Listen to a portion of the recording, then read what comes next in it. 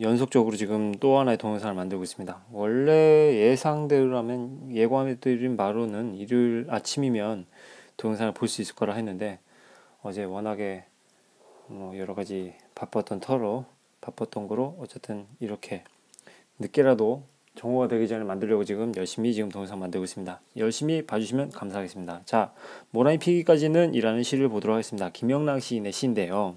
자, 일단 김영랑 시인의 시라고 하는 걸 보면 여러분은 이걸 염두에 두고 넘어가셔야 됩니다. 뭐냐면 이 김영랑의 시는 순수시 쪽이거든요. 순수시라고 한다면 기본적으로 이렇게 생각하시면 돼요. 좀 약간 뭐랄까요, 어떤 사회적 관심을 갖다가 모두 배제하고, 그러니까 일체의 어떤 이념적 사회적 관심을 배제한다는 건 그때 당시 시대적 사회적 상황을 갖다가 좀 배제한다는 얘기예요. 요게 1930년대에 주창됐던 어떤 그런 얘기거든요. 순수시의 흐름이. 그래서 1930년대면 일제 강점기 아닙니까? 근데 그것을 배제하고 오로지 아주 섬세한 언어의 아름다움, 그리고 가득한 자신의 어떤 정서를 고양한 그런 서정시, 이런 것을 추구하는 시의 대표적 케이스가 순수시인데 그걸 김영랑 시인이 했다는 얘기입니다.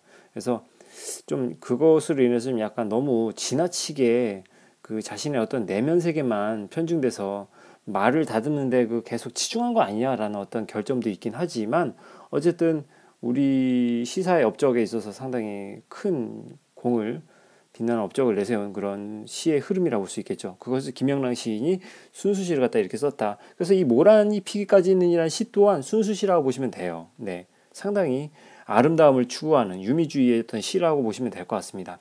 자, 그러면 첫 번째 줄부터 보도록 하겠습니다. 일단 모란이 피기까지는 이라고 했어요. 모란이 피기까지는 잘 생각해 보세요. 일단 모란이라는 걸 잘 알란가 모르겠지만 모란은 제가 알기로는 기본적으로 봄의 막바지에 개화합니다. 봄의 막바지에 이렇게 딱 피는데 그게 어쨌든 그게 봄의 절정을 장식하는 것이죠. 모란이 팍 피면, 그죠? 근데 이 모란이라는 것은 뭐라고 생각하면 되냐면 이렇게 볼게요. 자, 이렇게 시적 화자가 추구하는 아름다움, 소망, 보람, 삶의 가치 등을 의미한다 라고 보시면 돼요. 알겠죠? 이 모란이라는 게 그렇다는 얘기입니다. 그래서 이걸 좀 더 심화시켜서 본다면 어쨌든 시적 화자가 있잖아요. 시적 화자. 그 다음에 모란이 있잖아요. 이 둘은 정서적 일체감을 느끼는 대상이라고 볼 수 있어요. 정서적 일체감.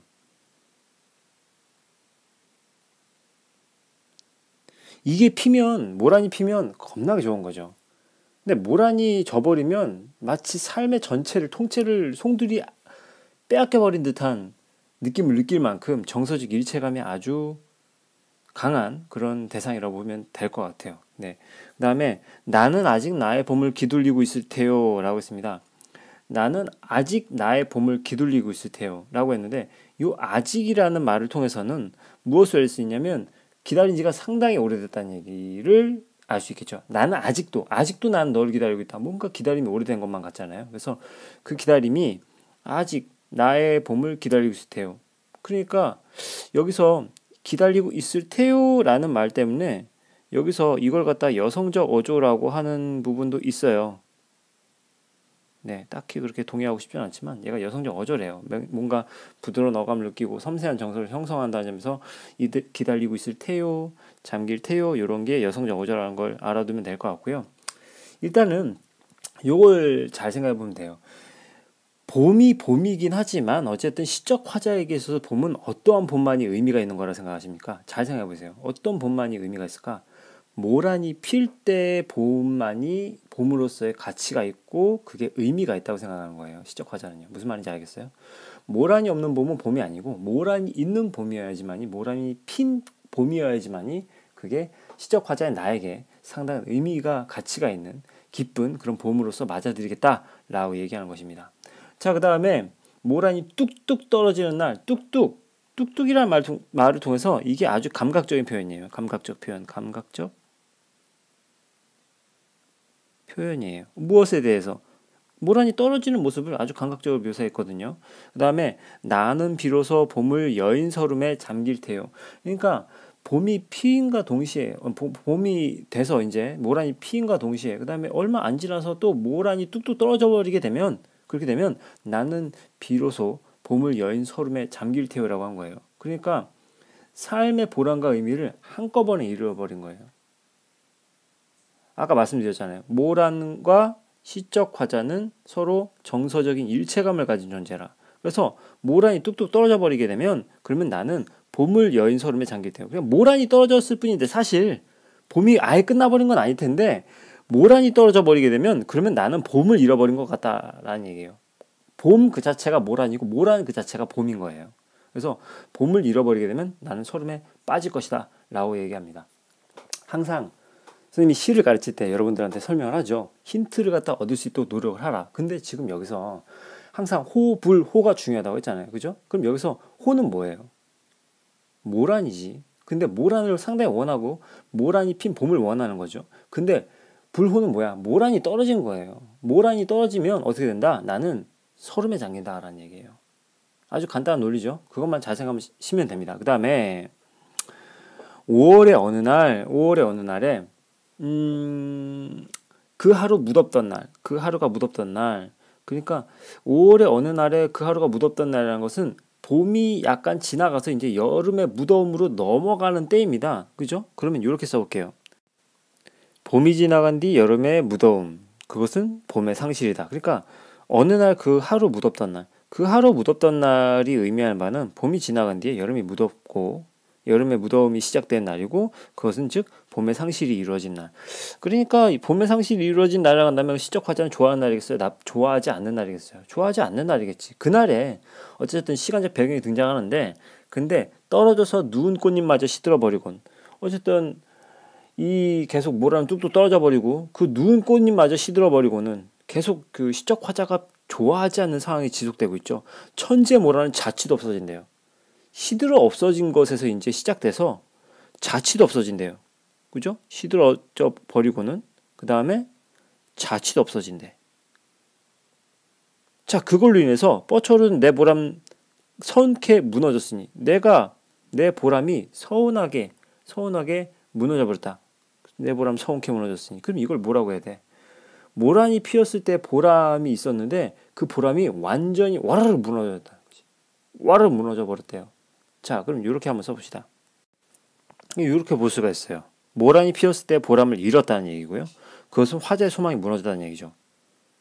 잘 생각해보세요. 아까 뭐라고 했어요? 모란이 피는 봄은 어쨌든 시적 화자에게 있어서는 전부입니다. 인생의 전부인 거고 정말 기쁠 때고 정말 그렇게 그토록 간절히 원하던 때야. 근데 뻗쳐오르던 내 보람이 무너져 버렸대요.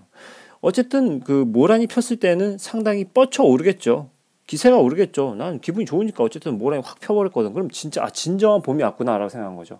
모란이 피기 전에는 그냥 봄이 왔구나라고 하지만 모란이 피었을 때야말로 와 진정한 봄이 왔구나라고 하면서 뻗쳐오르던 보람이 있었을 거야. 그런데 그게 꽃잎이 떨어져 버려. 어떻게 되는 거야? 서운케 무너져 버리는 거죠. 그것은 바로 시적 화자의 소망이 무너진과 동시에 시적 화자의 인생 전체가 무너졌다고 생각합니다. 봐봐요. 뭐라고 하냐면 모란이 지고 말면 그뿐 내 한 해는 다 가고 말아요. 지금 뭐라고 생각하냐면 모란이 지는 것이 아주 내 인생 전체 자체를 갖다 다 잃어버리는 것과 같다고 생각하는 거예요. 모란이 지면 그 한 해 1년이 다 가고 말아버린대요. 오케이? 자, 그래서 이렇게 써볼 수가 있겠죠. 어쨌든 모란이 진다. 자, 이것은 인생을 잃는다 라는 거지. 이것은 다분히 과장법이 쓰인 거라고 볼 수가 있습니다. 과정이라 썼네요. 과장법이죠. 과장법입니다. 과장법이 쓰인 거예요.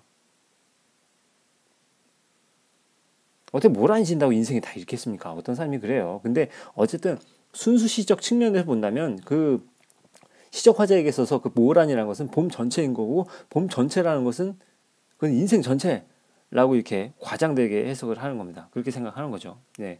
그 다음에 360날 한양 섭섭해 우옵니다. 여기서 한양이라는 표현은 뭐냐면 늘 아니면 한결같이 섭섭해 운다라는 얘기인데 또 360날이라고 하잖아요. 360날. 그러니까 뭐 1년 계속 그냥 기다림의 나날을 강조하는 표현이라고 볼 수 있겠는데 계속 항상 한결같이 섭섭해서 우옵내다라고 했어요. 여기서 또 우옵내가 또 등장했어요. 우옵내다라는 말 역시 얘도 여성적 표현이라고 볼 수가 있겠죠. 여성적 어조. 여성적 어조. 또 잘못 썼네요. 여성적 어조. 여성적 어조다. 사실 요게 우옵내다가 무슨 말에서 온 거냐면요. 그 뭐랄까요? 우옵나이다. 우옵나이다. 아니면 우옵니다 라는 말이 있어요. 요 말에 전라도 방언이에요. 전라도 방언. 그걸 우옵내다 이렇게 얘기를 하는 것이라 볼 수가 있겠습니다. 네. 됐죠? 어쨌든 지금 360날이라는 표현을 통해서 계속 나는 늘 항상 섭섭해 웁니다 라고 하는 걸로 보아 이렇게 쓰시면 돼요. 자, 이렇게 쓰면 돼요. 어쨌든 360날이라는 표현은 기다림의 나날을 강조하는 표현이고요. 360날 계속 기다리면 뭐 하루 이틀도 아니잖아요. 하루 이틀이라고 한다면 상당히 그 감정의 깊이가 짧게 얕게 느껴지겠죠. 근데 계속 마냥 기다린다잖아요. 그 때문에 서글픈 감정의 깊이가 어느 정도 깊은지를 갖다 알 수 있게 해주는 표현이 바로 360날이라는 걸 좀 알아두시면 될 것 같습니다. 그 다음에 모란이 피기까지는 나는 아직 기둘리고 있을 테요. 찬란한 슬픔의 봄을 죽여주는 표현 나옵니다. 잘 봐요. 일단은 여러분이 느꼈을 겁니다. 1, 2연의 부분에 나왔던 표현이 그죠? 그 다음에 1, 2연이래. 첫 번째, 두 번째 행에 나왔던 표현이 마지막 두 행에 다시 또 반복이 되고 있죠. 이걸 무슨 법이라고 그래? 수미상관법. 그죠? 잘 알고 있네요. 그죠? 자, 수미상관법인데 완벽하게 똑같진 않아요. 그죠? 뭐가 다릅니까? 나는 아직 나의 봄을 기다리고 있을 테요 라고 했는데 마지막 줄에서는 나는 아직 기둘리고 있을 테요. 뭐를? 찬란한 슬픔의 봄을이라고 했어요. 오호. 자, 그러면 여러분이 생각해야 될 건 뭡니까? 바로 그렇죠. 도치법이죠. 어순을 바꿨어요. 이렇게. 나는 찬란한 슬픔의 봄을 아직 기둘리고 있을 테요. 아니면 나는 아직 찬란한 슬픔의 봄을 기둘리고 있을 테요. 뭐 이런 식으로 해도 상관없는데 여기서 바로 도치가 이루어졌다는 거예요. 도치법이 들어간 이유 알잖아요. 그죠? 박보검 씨가 왜 그렇게 도치법을 갖다 썼겠습니까? 강조하기 위한 거죠. 다시 한번 말씀드릴까요? 수업 시간 때 맨날 말했지만 부러워한다. 내 사람이다. 내 사람이라는 표현을 갖다 강조하기 위한 표현으로서 도치법이 쓰인 것이죠. 그러면 여기서도 마찬가지로 나는 아직 기다리고 있을 테요. 뭐를? 찬란한 슬픔의 봄을. 그러니까 찬란한 슬픔의 봄을 갖다 그렇게 강조하고 싶었던 거예요. 그럼 또 여기서 이 찬란한 슬픔의 봄이 상당히 중요한 표현인 게 이게 아주 현대시에 아주 큰 족적을 남겼던 표현이죠. 찬란한 슬픔의 봄. 이게 참 묘한 거 아닙니까? 자, 우리 한번 써봅시다. 생각해봅시다. 찬란한 것은 어쨌든 우리는 긍정이라고 느끼고 있죠.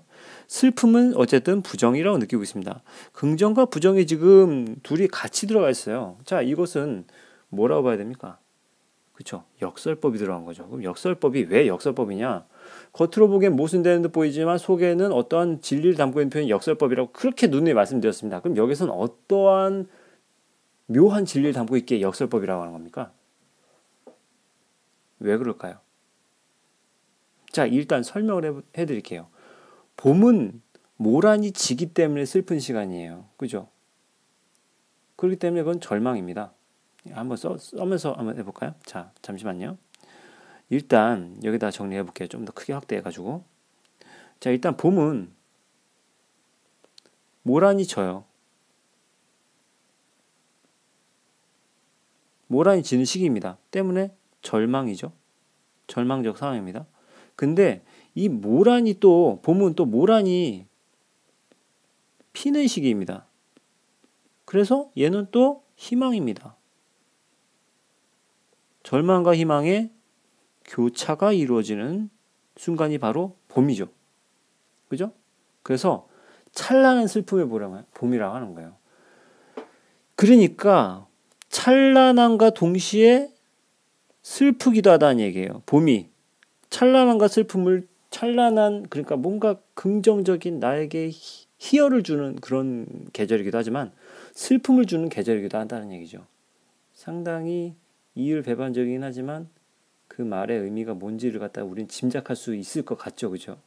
그래서 봄은 모란이 지는 시기로서 절망을 주지만 모란이 피는 시기로서 나의 인생의 전부인 모란, 나의 인생 전체를 갖다가 상징할 수 있는 모란, 이것이 피는 시기이기 때문에 희망입니다. 이 둘이 교차되는 시기가 바로 봄이에요. 그래서 어쨌든 난 그 봄을 기다리겠다라고 얘기하면서 이 시를 갖다 끝마치고 있죠. 그죠? 네, 대충 이 정도면 설명은 다 끝난 것 같아요. 자, 그러면 핵심 정리하면서 또 마무리 짓도록 하겠습니다. 자, 핵심 정리입니다. 일단 갈래는 형식상으로 자유시고요. 그 다음 내용상은 서정시입니다. 자, 그 다음에 뭐 순수시라고 아까 말씀드렸죠. 주제는 소망이 이루어지길 기다리는 모습을 나타내고 있고요. 수미상관의 구조를 통해서 운율을 형성하고 주제를 강조한다고 되어 있는데 뭐 그것도 맞는데 어쨌든 수미상관 구조는 여러분께 수업 시간에도 항상 말씀드렸듯이 그 안정감을 부여한다. 그 구조적 안정감을 독자들로 하여금 부여한다는 게 또 중요한 특징이라 말씀을 드렸죠. 그 다음에 역설적 표현, 이게 참 중요합니다. 찬란한 슬픔에 보면 이게 역설법이 등장했는데 참 이게 시에서는 항상 이 모란이 피기까지를 이라는 시를 가지고 문제를 출제하시는 분들은 죄다 기본적으로 역설적 표현, 이 찬란한 슬픔의 봄을 빼놓지 않고 출제를 하십니다. 때문에 이건 참 중요하게 아셔야 되는 부분인 거고요. 왜 역설적 표현이라고 생각을 하는지에 대한 근거 와 관련된 어떤 논리가 갖춰져 있지 않으면 의미가 없습니다. 단지 뭐 찬란한 슬픔의 봄이 역설법을 가졌네라고 생각하면 그거는 정말 절반도 정말 그 지식을 갖다 갖추지 못한 거예요. 그러니까 왜 역설적 표현인지를 갖다 설명할 수 있는 논리적 근거를 갖춰야 됩니다. 그래서 역설적 표현을 통해서 화자의 심경, 아름다움의 도취, 그것의 덧없음에 대한 슬픔을 잘 보여주고요. 그 다음에 마지막으로 여성적 어조, 그러니까 있을 테요, 잠길 테요, 우옵내다 이런 식의 표현들을 통해서 섬세함과 부드러움이 드러났다는 점, 요걸 특징으로 마무리 지으면 될 것 같습니다. 자, 지금까지 또 역시 준표쌤의 거꾸로 수업 동영상을 듣느라 고생이 많으셨습니다. 자, 수고하셨습니다. 마무리 짓겠습니다.